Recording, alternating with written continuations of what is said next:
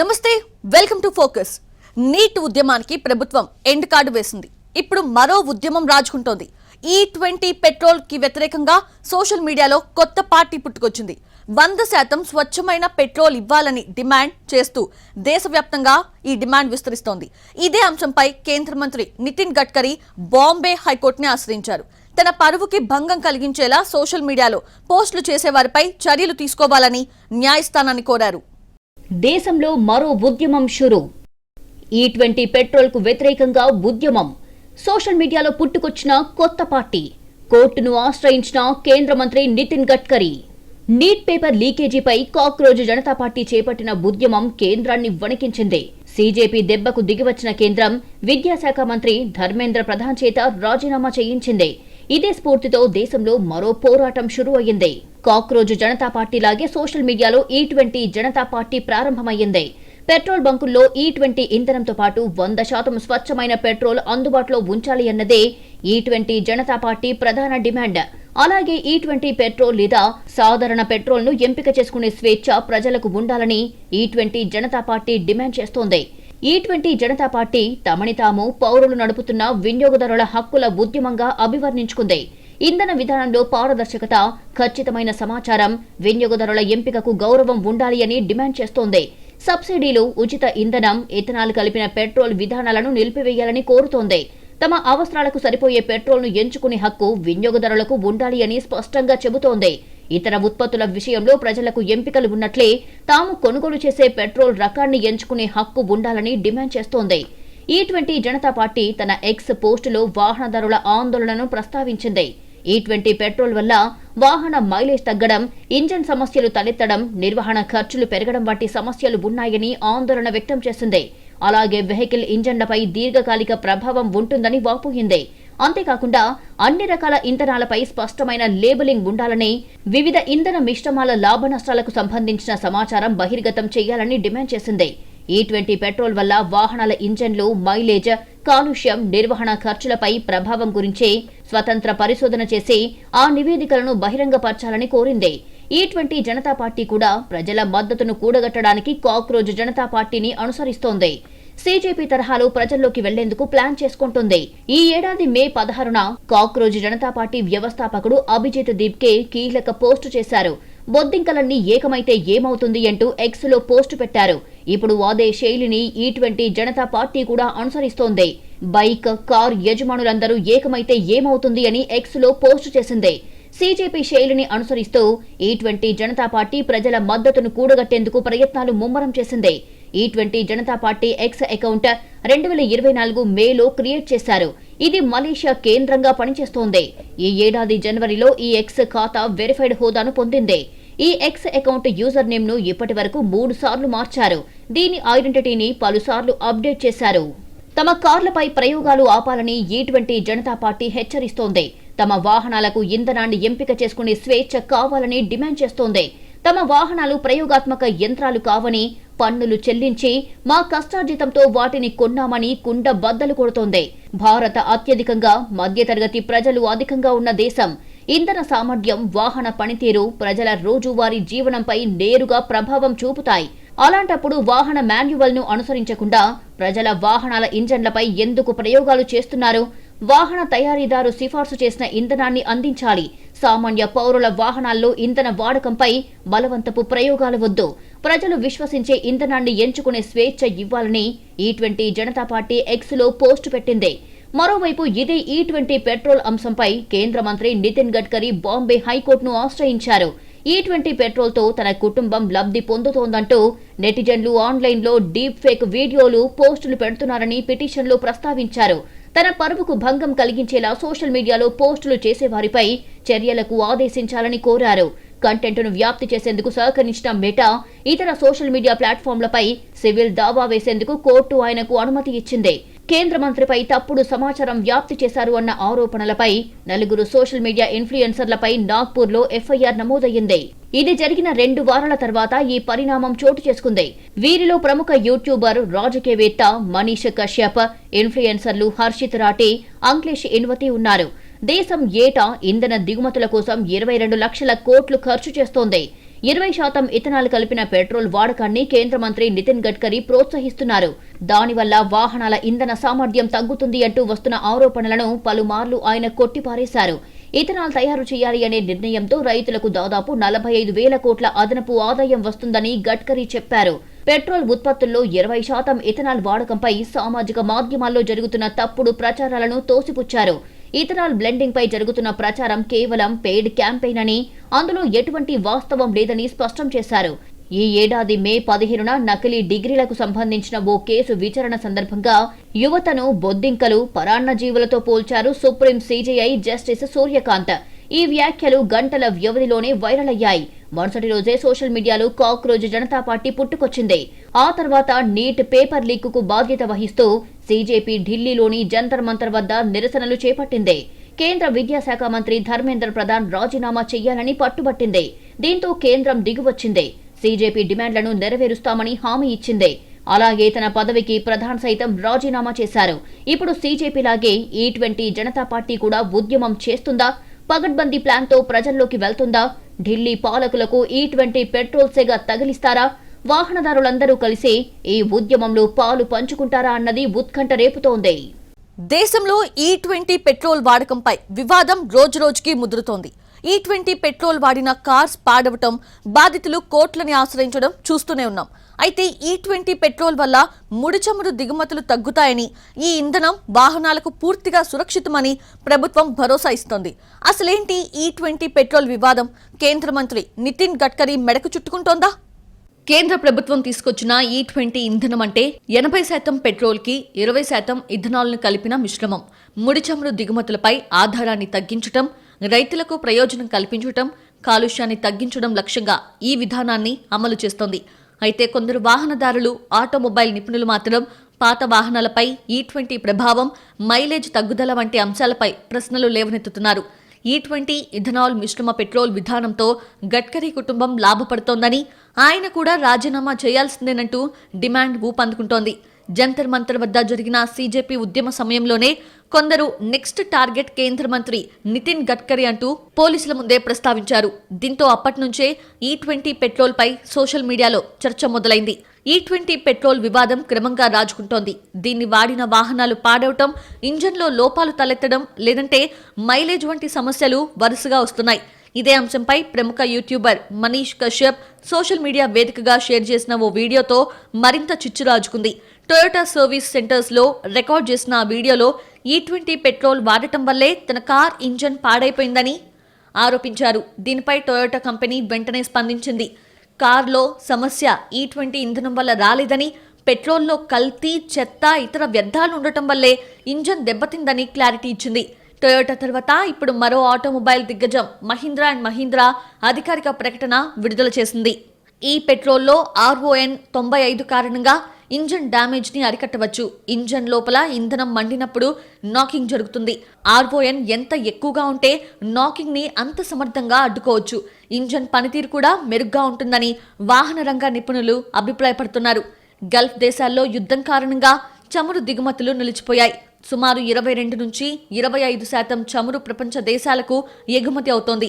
భారత్ కూడా దేశీయ అవసరాల కోసం దాదాపు 40 నుంచి 50% ఆయిల్ దిగుమతి చేసుకుంటోంది. భారత్లో ప్రస్తుతానికి ఇబ్బంది లేకపోయినా గల్ఫ్ నుంచి మునుపటి స్థాయిలో అయితే దిగుమతులు లేవు. ఈ పరిస్థితులను గమనించే ప్రత్యామ్నాయ మార్గాలను అన్వేషించింది. అందులో భాగంగానే ఏప్రిల్ 1 నుంచి పెట్రోల్లో 20% ఇథనాల్ కలిపి విక్రయించాలని ఇంధన సరఫరా సంస్థలకు ఆదేశాలు జారీ చేసింది. తద్వారా చమురు దిగుమతులపై ఆధారపడటాన్ని కొంతమేర తగ్గించుకుంది. రీసెర్చ్ ఆక్టేన్ నెంబర్ RON 95తో పెట్రోల్ ఉండాలని ఇంధన మంత్రిత్వ శాఖ నోటిఫికేషన్లో స్పష్టం చేసింది. అంటే ఇదో ప్రీమియం గ్రేడ్ పెట్రోల్ అన్నమాట. అది కూడా బ్యూరో ఆఫ్ ఇండియన్ స్టాండర్డ్స్ నిబంధనలకి అనుగుణంగా 20% ఇథనాల్ కలిపిన పెట్రోల్ మాత్రమే సరఫరా చేయాలని ఆయిల్ మార్కెటింగ్ సంస్థలకి ఆదేశాలిచ్చింది. దీంతో ఆయిల్ సంస్థలు ఇథనాల్ కలిపిన పెట్రోల్ ని విక్రయిస్తున్నాయి. డేటా ఫర్ ఇండియా నివేదిక ప్రకారం దేశవ్యాప్తంగా రిజిస్ట్రేషన్ అయిన వాహనాల సంఖ్య 36 నుంచి 40 కోట్లుండొచ్చని అంచనా. వాటిలో అత్యధికంగా 21 కోట్ల ద్విచక్ర వాహనాలు, 5 కోట్లకు పైగా కార్స్ ఉన్నాయి. వీటిలో ఎక్కువగా పెట్రోల్తో నడిచే వాహనాలే ఉన్నాయి. అంటే దేశవ్యాప్తంగా పెట్రోల్ వినియోగం ఎంతగా ఉందో అర్థం చేసుకోవచ్చు. ఫలితంగా భారత్ అధికంగా చమురు దిగుమతులు చేసుకోవాల్సిన అవసరం ఏర్పడింది. ఇది దేశానికి ఆర్థిక భారం కూడా. ఈ సమస్యకి పరిష్కారంగా ఇంధన దిగుమతులను తగ్గించే మార్గమే ఇథనాల్ కలిపిన పెట్రోల్.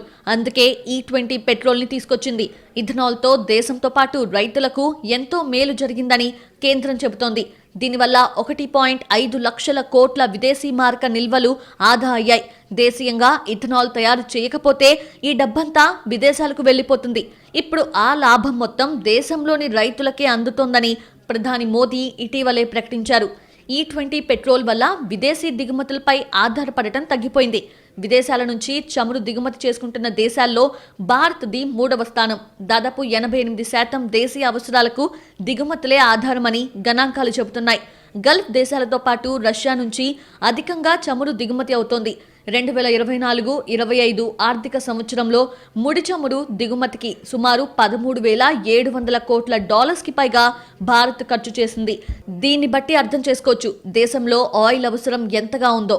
ఈ ఆర్థిక భారంతో పాటు ఇంధన అవసరాలకు ఇతర దేశాలపై ఆధారపడటాన్ని తగ్గించుకోవడానికి పెట్రోల్లో ఇథనాల్ కలుపుతోంది. ఇథనాల్ కలిపిన పెట్రోల్ వల్ల దిగుమతుల భారం తగ్గడమే కాకుండా కాలుష్యం తగ్గే అవకాశం ఉంది. ఎందుకంటే అధిక సంఖ్యలో వాహనాలు రోడ్లపైకి రావడంతో కాలుష్యం ఎంతగానో పెరిగిపోతోంది. రోజురోజుకి పడిపోతున్న వాయు నాణ్యతే ఇందుకు నిదర్శనం. ఈ పొల్యూషన్ని కట్టడి చేయడం ప్రభుత్వాలకు కూడా సవాలుగా మారుతోంది. E20 పెట్రోల్ వినియోగించడం ద్వారా కర్బన ఉద్గారాలు తక్కువ విడుదలవుతాయని కేంద్రం ప్రకటించింది.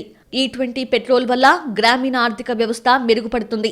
చెరకు, మొక్కజొన్న వంటి వ్యవసాయ ఉత్పత్తులకు గిరాకీ పెరిగి రైతులకు మద్దతు ధర లభిస్తుంది. ఎందుకంటే ఇథనాల్ తయారయ్యేది ఈ పంటల నుంచే. చక్కెర పరిశ్రమ ఉప ఉత్పత్తి అయిన మొలాసిస్ నుంచి నేరుగా ఇథనాల్ తయారు చేస్తారు. మొక్కజొన్నలోని స్టార్చ్ని గ్లూకోజ్గా మార్చుతారు. ఆ తర్వాత ప్రత్యేకమైన పద్ధతి ద్వారా ఇథనాల్ తయారు చేస్తారు. 2022-23లో ఇథనాల్ సరఫరా 12.06% ఉండేది. 2023-24లో 14.60%, 2024-25లో నవంబర్ ఫిబ్రవరి మధ్య 17.98%కి చేరింది. త్వరలోనే 20% చేరే అవకాశం ఉంది. ఈ విధంగా E20 పెట్రోల్ ద్వారా వ్యవసాయ రంగానికి ఊతం లభించే అవకాశం ఉందని కేంద్రం భావిస్తోంది. పెట్రోల్లో ఇథనాల్ కలిపే ప్రక్రియను కేంద్రం కొన్నేళ్ల ముందే ప్రారంభించింది. 2014-15 నుంచి పెట్రోల్లో ఇథనాల్ కలపడం వల్ల సుమారు 1.50 లక్షల కోట్ల రూపాయల విలువైన విదేశీ మారక ద్రవ్య నిల్వలు ఆదా చేసినట్లు పెట్రోలియం మంత్రిత్వ శాఖ తెలిపింది. ఇథనాల్ సేకరణ ద్వారా 1.20 లక్షల కోట్ల రూపాయలు రైతుల చెంతకు చేరాయని స్పష్టం చేసింది. మొదట 2022 జూన్లోనే 10% ఇథనాల్ కలపాలని నిర్ణయించింది. కానీ అనుకున్న దానికంటే ముందే మార్చిలోనే ప్రభుత్వ రంగ చమురు మార్కెటింగ్ కంపెనీలు పెట్రోల్లో ఇథనాల్ మిక్స్ చేసేలా చర్యలు తీసుకుంది. 2030 నాటికి పెట్రోల్లో ఇథనాల్ బ్లెండింగ్ 20%కి చేర్చాలనే లక్ష్యంగా పెట్టుకుంది. అయితే 2022 నుంచి 2025-26కి సవరించారు. ఫలితంగా ఏప్రిల్ 1 నుంచి 20% ఇథనాల్ కలిపిన పెట్రోల్ బంకుల్లో అందుబాటులోకి వచ్చింది. అంతేకాదు E25 పెట్రోల్ తీసుకురావడంతో పాటు 2030 నాటికి పెట్రోల్లో 30% ఇథనాల్ కలపాలని కేంద్రం లక్ష్యంగా పెట్టుకుంది.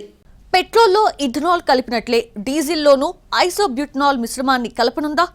ఐసోబ్యూటనాల్ ని నెక్స్ట్ జనరేషన్ బయోఫ్యూయల్ గా నిలుస్తుందా? 1 లీటర్ ఇథనాల్ తయారీకి ఎన్ని లీటర్ల నీళ్లు కావాలి? మరోవైపు పెట్రోల్ ఇథనాల్ మిశ్రమం కారణంగా ఇంజిన్ దెబ్బతిన్న సంకేతాలేమీ లేవని స్పష్టం చేసింది. కేంద్రం ఆదేశాల మేరకు 2023 నుంచి తయారైన వాహనాల ఇంజన్లను E20 పెట్రోల్కు అనుగుణంగానే డిజైన్ చేశారు. కాబట్టి ఆయా వాహనాల్లో పెద్దగా ఇబ్బందులేవీ రావని వాహన రంగ నిపుణులు చెబుతున్నారు. అయితే పెట్రోల్తో పోలిస్తే ఇథనాల్ ఎనర్జీ డెన్సిటీ తక్కువగా ఉంటుంది. దానివల్ల పాత వాహనాల్లో కొంతమేర మైలేజీలో తగ్గుదల కనిపించవచ్చు. అది కూడా 3 నుంచి 7% మాత్రమే. అది మినహాయిస్తే ఇతర సమస్యలేవీ రావని కేంద్రం స్పష్టం చేసింది.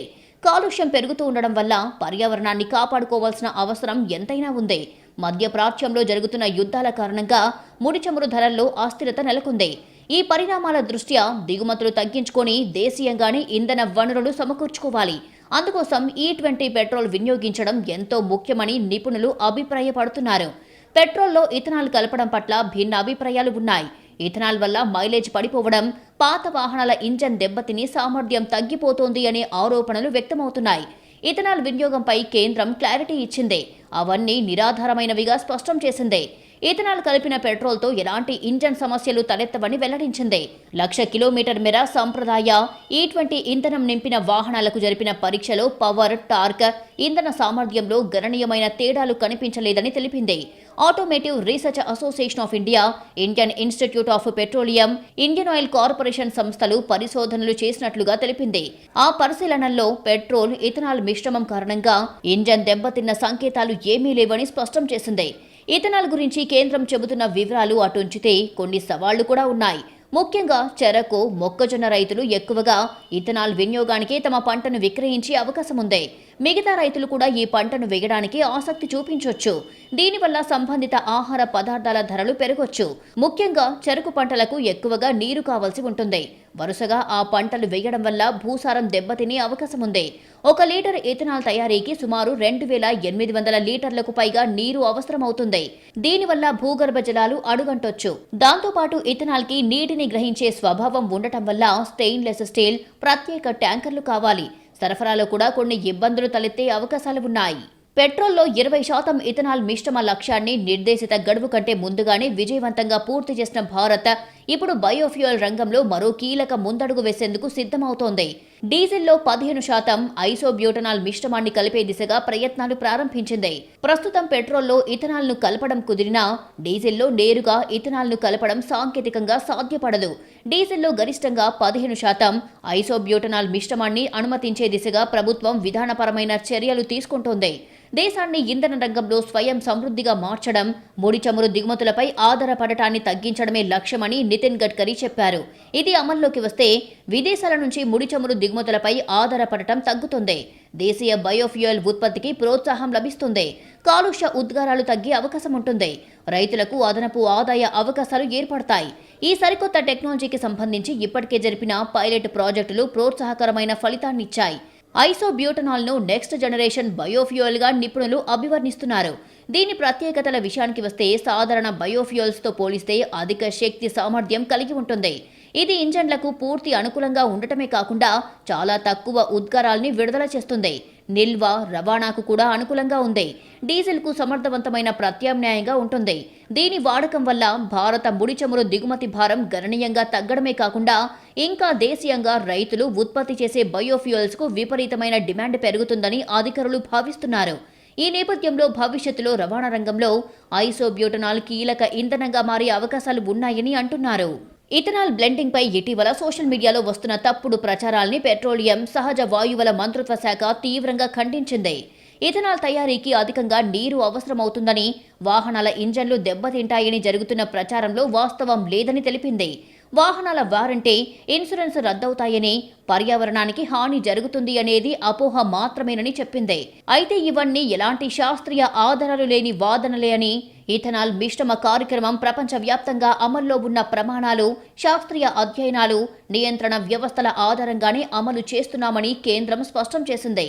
వాహనాల్లో సాధారణంగా వచ్చే మెకానికల్ సమస్యలను నేరుగా ఇథనాల్ బ్లెండింగ్కు ఆపాదించడం సరైన పద్ధతి కాదని గడ్కరీ వ్యాఖ్యానించారు. వాహన యజమానులు తమ వాహనాల్లో సాంకేతిక సమస్యలు తలెత్తితే ముందుగా వాటిని నిపుణులతో తనిఖీ చేయించుకోవాలని సూచించారు. ఇంధనం వల్లే సమస్య వచ్చిందని, అనవసర నిందలు వేయకూడదని చెప్పారు. ఈ వ్యవహారాల్లో వాస్తవాల కంటే తప్పుడు సమాచారం, అనవసర రాజకీయ గందరగోళమే ఎక్కువగా ప్రచారం జరుగుతోందని మండిపడ్డారు. ఒకవైపు ప్రభుత్వ ఇంధన భద్రతా లక్ష్యాలు, మరోవైపు వినియోగదారుల మైలేజీ ఆందోళనల మధ్య ఈ వివాదం మున్ముందు ఎలా మలుపు తిరుగుతుందో చూడాల్సి ఉంది.